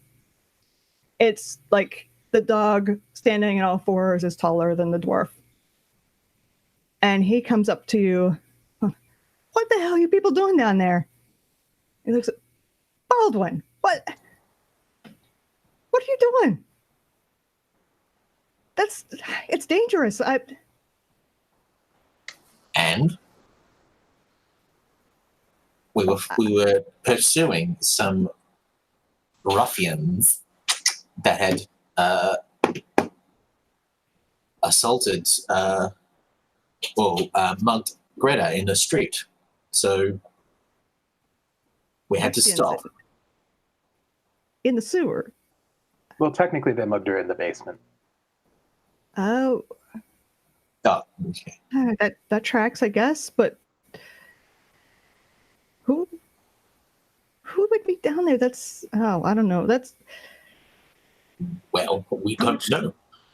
How much do you know of the students in the university here? The students, I mean, the ones who drop out, like, sometimes will come to work in the factory, but sometimes they'll pass through. I think there's a few staying at the inn right now.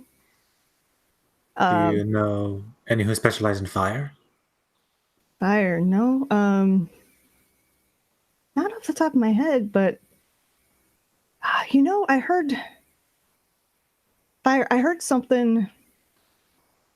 God, it's been months ago now, but one of the wizards at the factory damn near burned the place down. It's the only fire magic I've heard of lately. Do you remember which one? Or have you heard? Oh, I don't know his name. I don't know. Some guy from the probably one of the students. I don't know. He heard he got fired and left, but that's all I know. There was a girl asking about him. I'll bet that was him. He's like kind of now that God, what was his name? She's looking for her brother, and she said he did fire magic, and he worked at the factory. Anyway, I'm sure there's a lot more. I mean, if you could do fire magic, wouldn't that be the first thing you'd learn? Indeed. He's asking the wizard. Yeah. I just sort of say him, well, fire magic's all right. I'd rather do very magic. brutish tool, but Okay. effective. Thank you for your help. You wouldn't happen to know where we could find this girl? At the end. Right. She's from the school. She's just, I don't know. She asked me when I came by there to tell them about the pass. She asked me if I'd seen this guy, and I mean, obviously, no, I haven't seen this guy, but I wonder if that could be him. Perhaps you should go talk to her then. Thank you for your help. Yeah, no problem. Hey, look, you guys we're down there. Did you go through the gate? Yeah. Why? I mean, I put that gate there for a reason. Did you lock it at least? Yeah. Okay. Good. Not that don't do much good, to be honest. What's wrong with it? I haven't looked at it in a while. It's broken? We had to stop traveling because there's what was the name of the creature? It was just a ooze. Corrosive ooze of some sort. Oh, that's not why the gate's there. Yeah, you gotta look out for those though. No, the gate would be because of the pile of undead that lies beyond it, right? Yeah, that branch is just, it's just crawling with ghouls. You don't want to go down that way. There's no reason to go that way. If you'd asked me ahead of time, I could have warned you, and I could have drawn you a map. I would like to figure out if this person is telling the truth. Mm. I'm gonna try and read them essentially and do whatever in the hell that would require. Okay. I guess there's no read a person, so I think It'd be discern realities, right? Or discern a person. I think. Mm-hmm. All right. Reroll selected. So that'd be a 9. 9. Yeah. Ask question. Okay. Yeah, unfortunately there is not a read a person. So I mean, you can. We can kind of yeah, so I guess what here is not as it appears to be. Why the hell does this person know about the ghouls, and why does he care about them? Yeah, Baldwin could probably tell you this, but he works he's kind of in charge of maintaining the sewer. He is the one-man Department of Public Works for the town. All right. And he goes down there, and he has put that gate up for a reason, because he saw ghouls, and that's the only tunnel he ever saw them in, and he just nope, not dealing with that tunnel, no longer exists. He's currently probably considering just walling it up with stone. Does anybody else have access to the key to that lock by any chance? Why would I give anyone else the key? Fair point. Well, I don't even know where the key is off the top of my head, to be honest. I locked it, and I put the key away and in a safe place. But I could probably find it if I, turned the place upside down, searched for a couple hours, but I don't remember where I put it. Well, friend Elf, I hate to say this, but the door was locked when we got there. Is it possible that we lost the trail and went the wrong way? I think it's entirely possible that that's what happened. But I'll leave that up to our magical friend. The signs of the trail did go cold after a while. I assumed that the pursuit of the undead was of more importance. Perhaps it would be best to go talk to this student. It seems as if they might have had something to do with this. Or might know somebody who did. Indeed. Let us peruse the arcane experts of this town.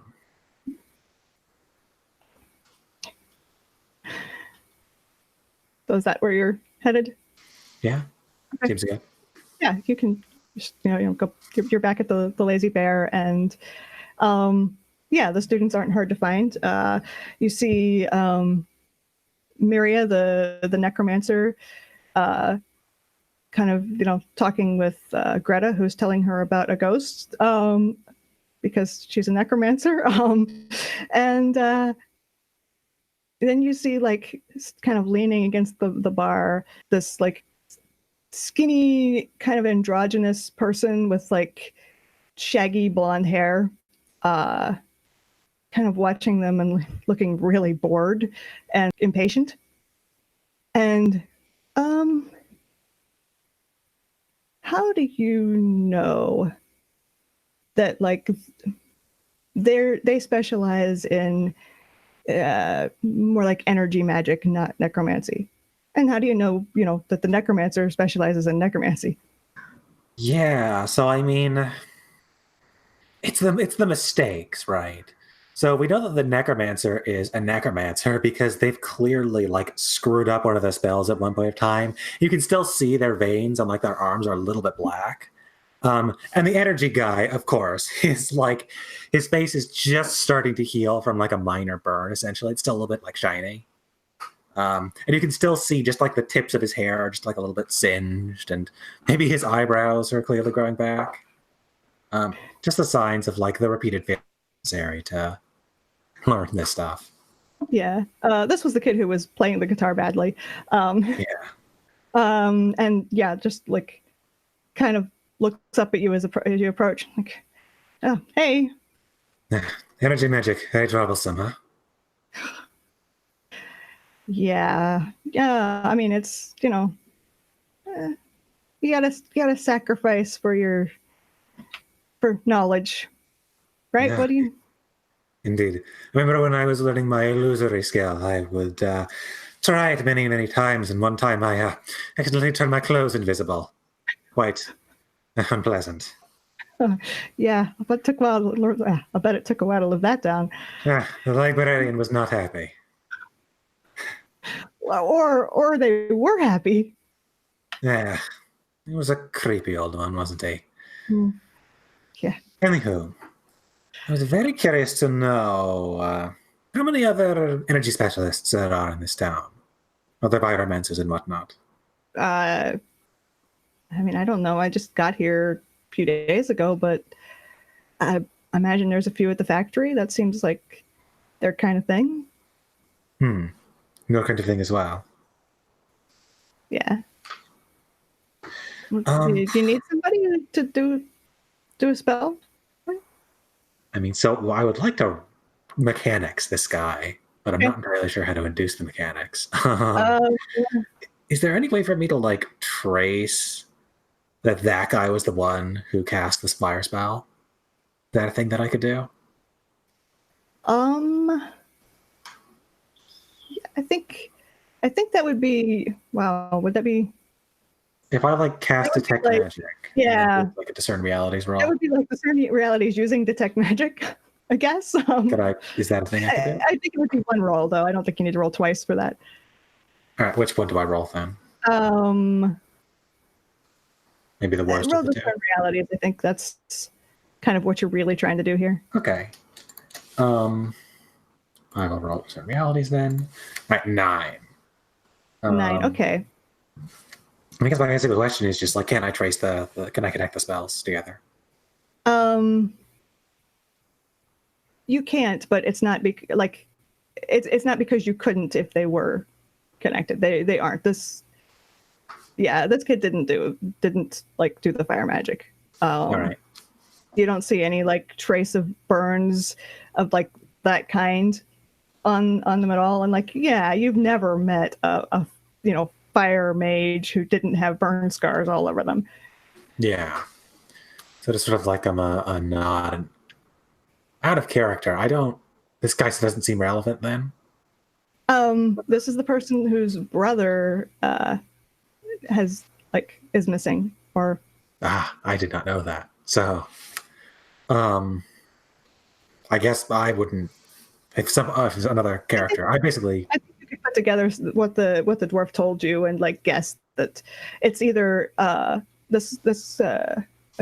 it's one of these two student wizards, and there are only 2 of them staying at the inn right now. So I think you could probably put together that like, oh, okay, you're the one asking about your brother. Oh, right, that thing. I completely forgot that thought thread. Yeah. So I just sort of nodded and say, haven't you been looking for our brother? My brother, yeah. I don't think I'm gonna find it. He has to have left town already. They fired him from the factory, and nobody's seen him since. He apparently didn't tell anybody where he was going, and was he another pyrokinetic? Yeah, he's it's really the only spell he ever was good at in school.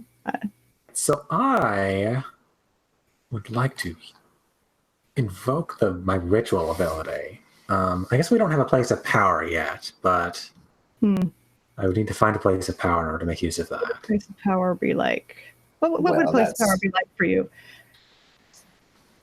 That's a very good question. Someone just maybe like a place of knowledge. Like okay. You draw power from like a library or something, or just like standard ley line stuff. Oh, you know what? There's a bookstore in the market. That might. All right. Yeah. So I sort of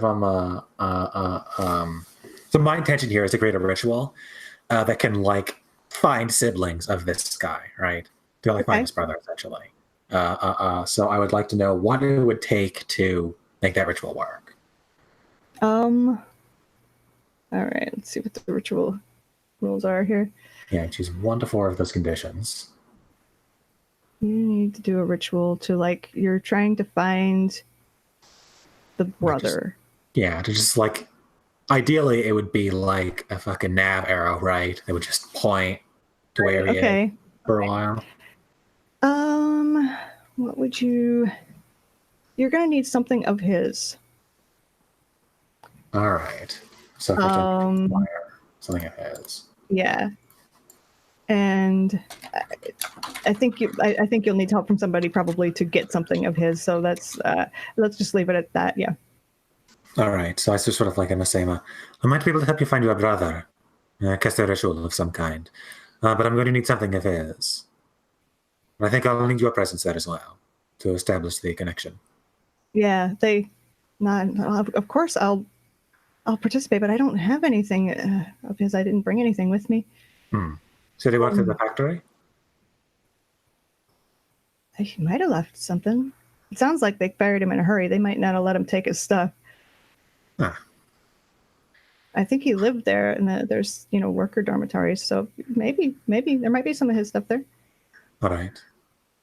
How much longer will you be staying in the inn?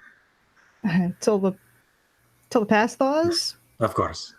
Oric said it'd be 2-3 days at least. Last time I talked to him.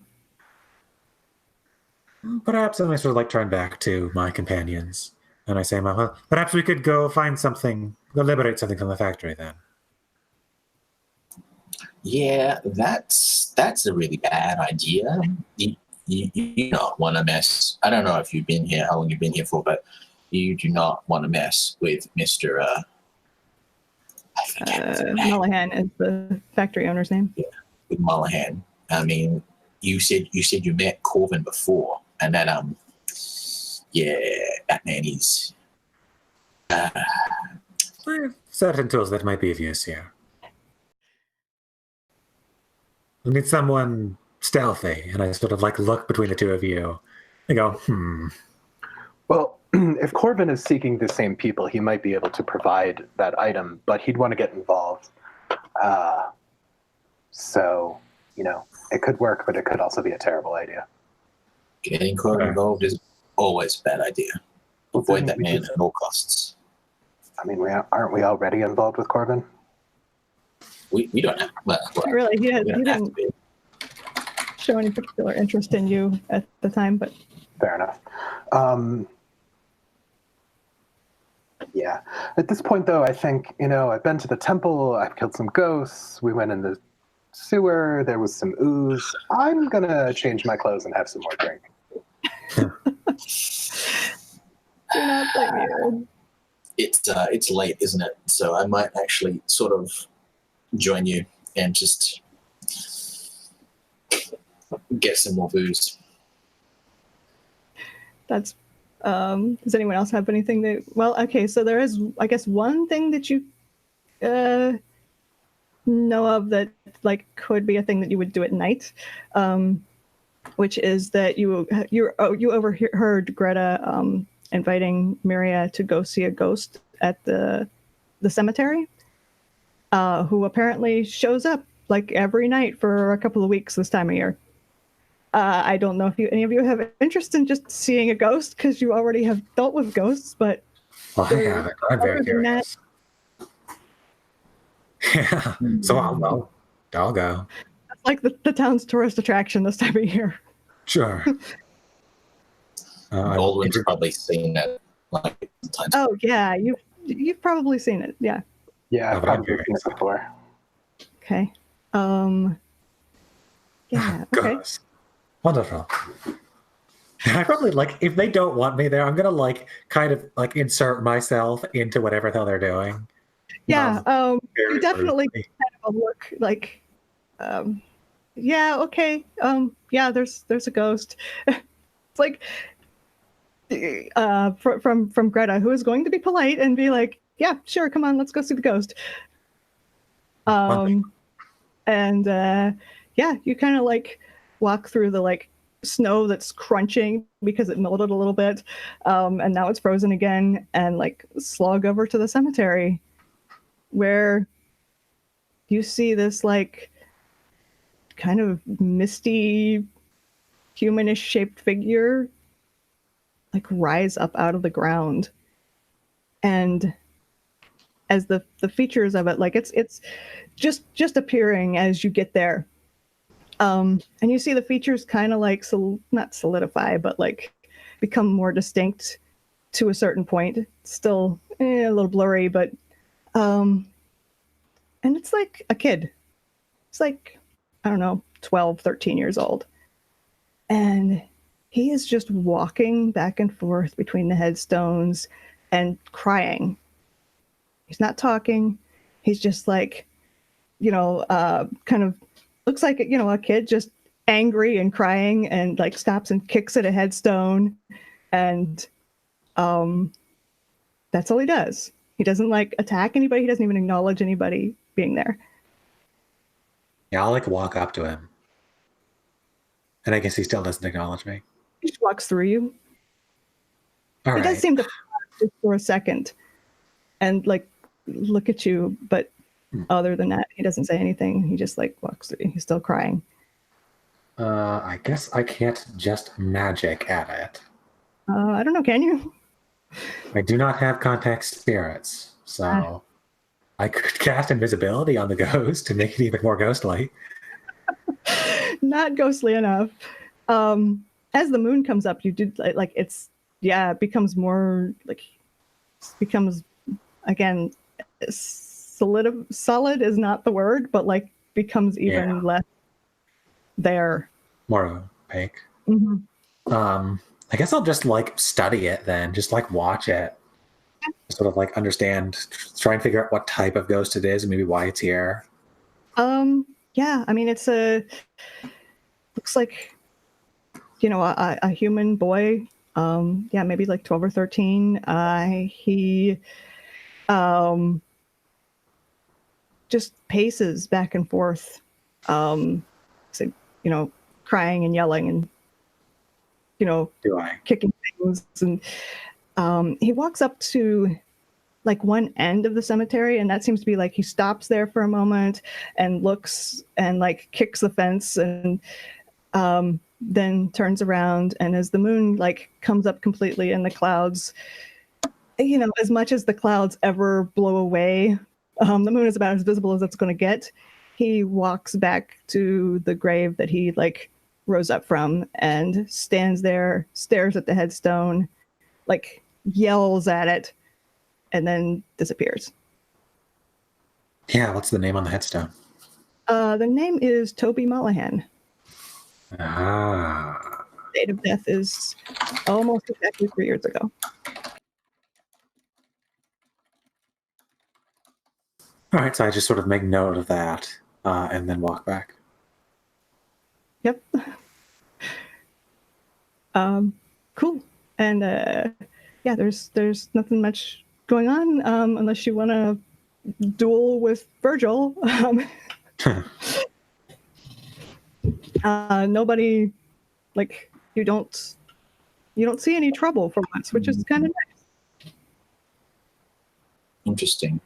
Is there a way I could have a conversation with Greta, like in private, without other people hearing? Yeah, you could like eventually they come back. Yeah. Okay. Eventually, she comes back from the cemetery, and you could catch her. She comes in. Right. Does she seem pleased, or is she annoyed? Does she have a? She comes in, and she and Maria come in like, I don't know. It's they're trailing Sadhana by quite a bit, like, and she looks more pleased. I guess is a good. Okay, so I've known Greta for like a while, I guess. Yeah. Probably since she was like a little kid. Right. Just trying to think how to go about this. So I think what I will do is I'll just ask her to come over and sit at the table with me. And I've done a thing that I normally do, and I just sort of like I've picked a table in the corner to myself, and I'm not really interacting with a lot of other people. But I wave her over, and I just sort of she goes over and joins. She's like, did you want something? Yeah, could you have a sit for us for a second? I just gotta with me for a second. I just want to ask a couple of details because I wasn't here for the initial thing here that Korrin Yeah, brought me I over guess. for. Okay. How many people did you say had? I don't know for sure. She kind of looks around a little bit. And, maybe 5, maybe, I don't know, maybe less. It's hard to tell. It was dark. It's kind of important that we get like. It's just really strange because there didn't seem to be multiple sets of tracks down in the sewers. It was really, it's hard to follow anything down there in particular, but Yeah, she looks at you, kind of lowers her voice. She's like, look, don't say anything to my granddad. Okay? But if you're gonna, you guys go down there, you should. I don't know how many. I don't know anything about them. I walked down there and I heard something moving, and I saw there were more than one person, but I don't. That's all I know about them. And I woke up, and I had, burns and bruises and hurt like hell, and there was this bitter taste in my mouth, and I didn't see anybody around, so I went up the stairs and I told my uncle that somebody was down there and attacked me, but truth is I barely saw anything, and I don't know how long it was. I don't know how long they'd been gone by the time we went down there.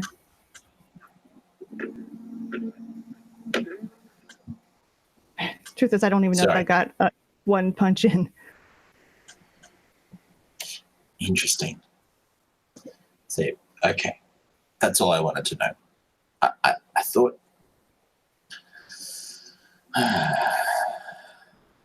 So, yeah. And I think Baldwin's just gonna like, thanks for dishing out to me. That's all right. Yeah. Yeah. I mean, if you're gonna go down there, you should know. Well, except that you should know what I know, which isn't anything. Yeah, that's all right. That's okay. Thanks for the chat. And then Baldwin will like just lean back in his stool and just sort of withdraw again. Mm-hmm. Yeah, she takes the hint. Gets up and leaves. Yeah, well, you know what you don't know now, at least. Indeed.